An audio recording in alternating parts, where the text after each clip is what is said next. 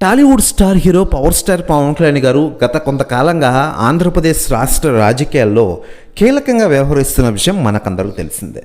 ముఖ్యంగా గతేడాది ఆంధ్రప్రదేశ్లో జరిగిన సార్వత్రిక ఎన్నికల్లో ఘన విజయం సాధించిన తర్వాత ఈరోజు ఆంధ్రప్రదేశ్ డిప్యూటీ సీఎం హోదాలో ఆయన రాణిస్తున్నారంటే నిజంగానే గ్రేట్ అని చెప్పుకోవాలి. ముఖ్యంగా ప్రజలకు మంచి సేవ అందిస్తున్నారు.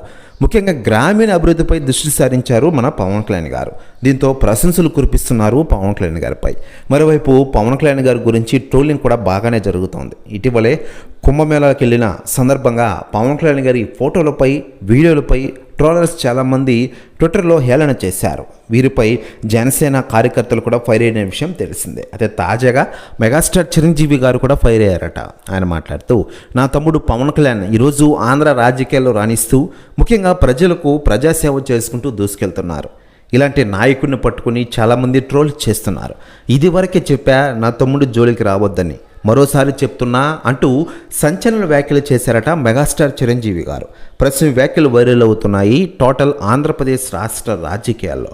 మరోవైపు పవన్ కళ్యాణ్ గారి విషయానికి వస్తే ప్రస్తుతం రాజకీయాలతో బిజీగా ఉంటూనే తాను ఇండస్ట్రీలో కంప్లీట్ చేసిన సినిమాలను కంప్లీట్ చేసే పనిలో ఫుల్ బిజీ అయిపోయారు. ప్రస్తుతం హరిహర వీరముల షూటింగ్తో ఫుల్ బిజీగా మారిపోయిన విషయం మనకందరికీ తెలిసిందే.